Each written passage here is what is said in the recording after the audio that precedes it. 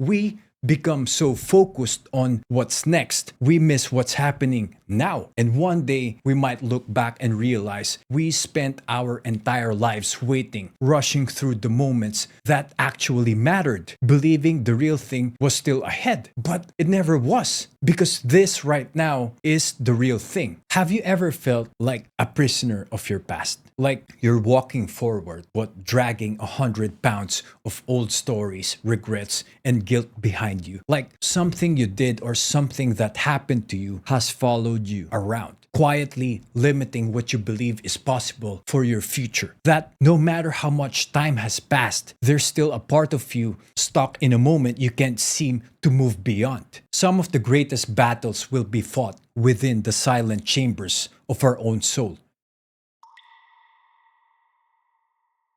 Hello, everyone, and welcome back to the show. Today, I want to talk about a way of thinking that quietly creeps into our lives, often without us even noticing. It's a mindset that shapes how we see our goals, our success, and even our happiness. This idea comes from Gurwinder Bogle, who calls it deferred happiness syndrome. The feeling that your life has not begun, that your present reality is just a prelude to some idyllic future. This idyll is a mirage that fades upon approach, revealing that the prelude you rushed through was in fact the one to your death. Here's how I understand it: it's the feeling that your real life has not started yet. That right now is just practice for some perfect future. But that perfect future is only an illusion. The closer you get, the more it fades. And in the end, you realize the part that you rushed through was actually your real life. Deferred happiness syndrome is like pressing pause on joy, waiting for real happiness to show up someday. It's the belief that today doesn't matter because real life begins tomorrow. We tell ourselves things like, my life will really begin when I'll finally be happy when I get that job, when I earn that promotion, when I find the right partner, when I move to a better place, when I'm finally fit, rich, or successful. We want to fast forward through today to skip ahead to that future where everything is in place. We often think life starts later, that true joy, peace, and meaning are waiting somewhere beyond the next goal or the next version of ourselves. But when we reach those goals, sure, we might feel happy for a while, but the joy doesn't last. It fades. The moment you have everything, you start to feel lost. It's like you're searching for something new to feel fulfilled again. You keep redefining what success means, or worse, it keeps shifting on its own. Like the finish line is always moving. It feels like running on a treadmill, always in motion, but never arriving. And the things you once dreamed of, they start to feel ordinary. You barely notice them anymore. So you begin chasing new things, wanting them just as badly as you wanted the ones before. The cycle continues again and again. We become so focused on what's next, we miss what's happening now. And one day, we might look back and realize we spent our entire lives waiting, rushing through the moments that actually mattered, believing the real thing was still ahead. But it never was, because this right now is the real thing. As Jim Rohn put it, happiness is not something you postpone for the future. It is something you design for the present. We often take today for granted simply because we haven't reached all our goals yet. It reminds me of something I shared in a previous episode. That constant feeling that something's missing can blind us to the beauty of the life we're already living. So, today I want to bring a little awareness to that pattern. If you've been stuck in the cycle of I'll be happy when, you're not alone. To truly feel joy in the present, we need to learn how to slow down and appreciate where we are right now. It means finding value in the now, not just in the someday. Yes, it's absolutely okay to delay some gratification, to work hard for your future goals. That kind of discipline can be meaningful and rewarding. But when we delay all of our happiness, constantly pushing it into the future, we risk missing the life that's unfolding right in front of us. That's why it's so important to push back against this mindset, to build small habits that ground us in the moment, to notice the quiet, everyday joys we often overlook. I recently came across a beautiful quote that said, "Enjoy the little things in life, for one day you look back and realize they were the big things." There are so many ordinary moments, small, easily overlooked parts of our day that quietly carry something special. If we just take the moment to notice them, the freedom we enjoy, the health we take for granted, the clean water flowing from our taps, the roof over our heads, our safe space, and most of all, the simple, steady presence of the people we love. When we choose to be present, to really be where we are, those simple moments can lift our happiness in ways that chasing future success never will. So maybe the key is not to wait for happiness to arrive someday. Maybe it's learning how to find it right now, right here, in the life you're already living. Because life doesn't begin after the next achievement or the next big milestone. Life is happening now, and you deserve to feel happiness along the way, not just at the end. Okay, next one. This one is from Dean Graziosi. He said, "Your past is just research and development. Feel the pain so you learn from your mistakes, but then let it go." Have you ever felt like a prisoner of your past? Like you're walking forward, but dragging 100 pounds of old stories, regrets, and guilt behind you. Like something you did or something that happened to you has followed you around, quietly limiting what you believe is possible for your future.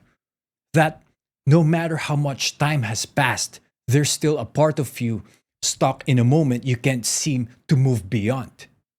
You're not alone. We've all been there. We all have moments we wish we could rewrite, decisions we regret, words we wish we hadn't said. We all carry memories, regrets, mistakes, and moments of pain. Some of those memories are small, others way heavier, and often we let them stay with us longer than they should. We carry them silently into our present. We replay the past asking ourselves, what if that never happened? Or what if I hadn't made that choice? Letting go of a painful past, it's never easy. Some days it feels impossible, like the weight is too much to carry, like moving forward is out of reach. But I believe healing is possible with time, with intention, with grace. It won't be quick, it won't be smooth. You'll have to keep showing up for yourself, even on days you don't feel strong. You'll have to fight through the doubt and make the quiet choice again and again to believe you can make it through this. And one day, when the replaying fades and the running stops, when you finally stand still and face what once haunted you, you'll ask, how do I move forward? What can I do from here? What can I do now?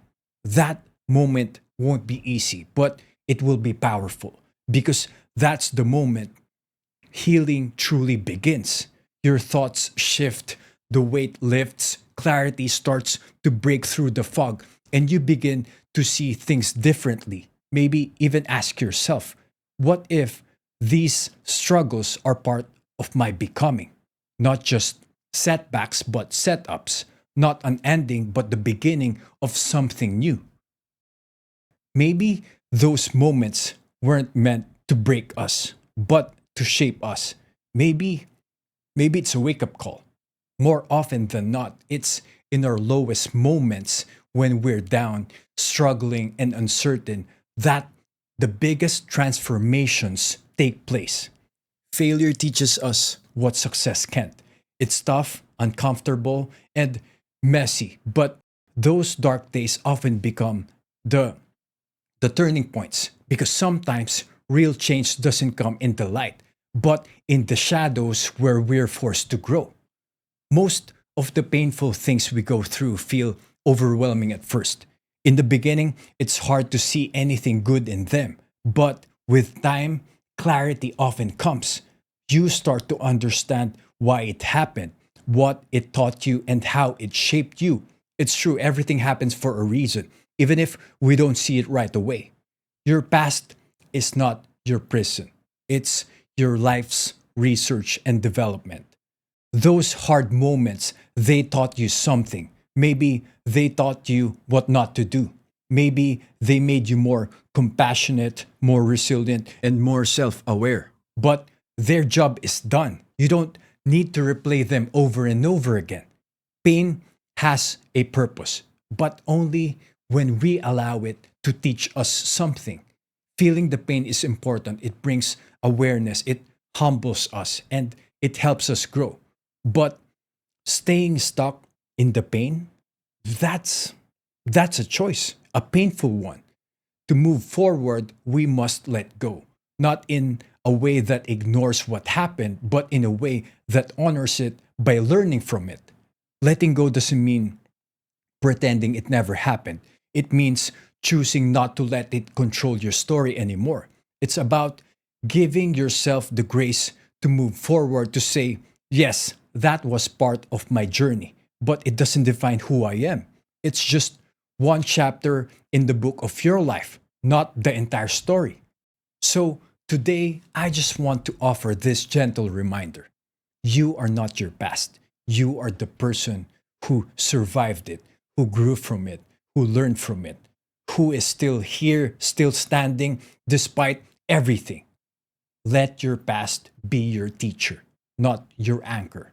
And if there's something you've been carrying, a mistake, a moment, a version of yourself you no longer recognize, maybe it's time to say thank you for the lesson and let it go. You've got so much life ahead. Don't let the past keep stealing the joy that's meant for your present. Okay, next one. I want to share the story of the two wolves within. The story of the two wolves within. An old Cherokee Indian chief was teaching his grandson about life. He said, "A fight is going on inside me," he told the young boy. "A fight between two wolves. The dark wolf is evil. He is anger, envy, sorrow, regret, greed, arrogance, self pity, guilt, resentment, inferiority, lies, false pride, superiority, and ego." He continued, "The light wolf is good. He is joy, peace, love, serenity, humility, kindness, benevolence, empathy, generosity, truth, compassion, and faith. The same fight is going on inside you, grandson, and inside every other person on the face of this earth." The grandson paused to think for a moment and asked, "Grandfather, which wolf will win?" The old Cherokee smiled and simply said, "The one you feed." Each of us carries this fight inside, and every day we're faced with a choice to feed the part of us that lifts others or the part that tears others and ourselves down. This story is not just about emotions, it's about mindset, how we respond to life, how we speak to ourselves when no one's listening, the habits we repeat, the thoughts we hold on to, and the voices we choose to empower in our minds. We all know what it feels like to feed the dark wolf. Maybe not on purpose, but slowly, quietly. Maybe it starts with comparison. You scroll through your phone and think someone else is doing better than you. That seed turns into envy. Or maybe you make a mistake and beat yourself up for days, letting guilt and shame take over. Maybe something didn't go the way you hoped. And instead of learning from it, you hold on to resentment at life, at others, even at yourself. That's how the dark wolf grows. Not always through big dramatic events, but through small daily choices, thoughts we repeat, words we say, energy we hold on to. But here's the beautiful thing, we get to choose. You can stop and decide, I'm not feeding that anymore. I'm not feeding anger today. I'm not feeding guilt. I'm not giving energy to the things that make me feel smaller, heavier, bitter, or lost. Because the light wolf is always there too, just waiting to be noticed. When you forgive someone, even if they never apologized, that's the light wolf. When you speak kindly to yourself, even after a failure, that's the light wolf. When you choose to be patient, when you're honest, when you give without expecting anything back, when you celebrate someone else's success, you're feeding the light wolf. The truth is, both wolves will always be inside us. No one's perfect. We all get angry. We all feel insecure. We all have moments where our darker thoughts try to take the lead. But what matters most is which one we choose to feed more. As Ezra Taft Benson wisely said, some of the greatest battles will be fought within the silent chambers of our own soul. Some days it's a harder fight. On days when life hits hard, when everything seems to be going wrong, when we struggle, when people hurt us, when we feel lost or tired, it's easy for the dark wolf to grow stronger. But that's exactly when the light wolf needs us the most. Kindness is not weakness. Patience is not passive. Love, hope, peace, these aren't just soft ideas. They are powerful forces. Choosing them in hard moments takes strength, real strength. And the more we feed the light wolf, the more it becomes a habit. It becomes who we are. You'll start to notice your first reaction is not anger, it's understanding. You'll see yourself choosing peace instead of proving a point. You'll realize you're lifting yourself up instead of dragging yourself down. So the question is, what are you feeding today? Are you feeding worry or trust? Fear or faith? Criticism or compassion? Are you feeding your ego or your empathy? You don't have to be perfect, but you do have to be aware because every moment with every thought and every action, you are placing food in front of one wolf or the other. And slowly, that wolf becomes stronger. That wolf becomes louder. That wolf becomes your guide. The one you feed is the one that will grow, the one that will lead your decisions, your relationships, your dreams, your direction in life. So today, feed the wolf that brings light. Feed the wolf that helps you sleep at night. Feed the wolf that makes others feel safe around you. Feed the wolf that helps you grow not just into who you are, but who you are becoming. The fight may be inside you, but the power is yours. Choose wisely, feed wisely. That's a wrap for today. If this message hit home, pass it along to someone who could use it.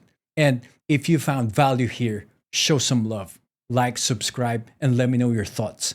I'll see you guys in the next one.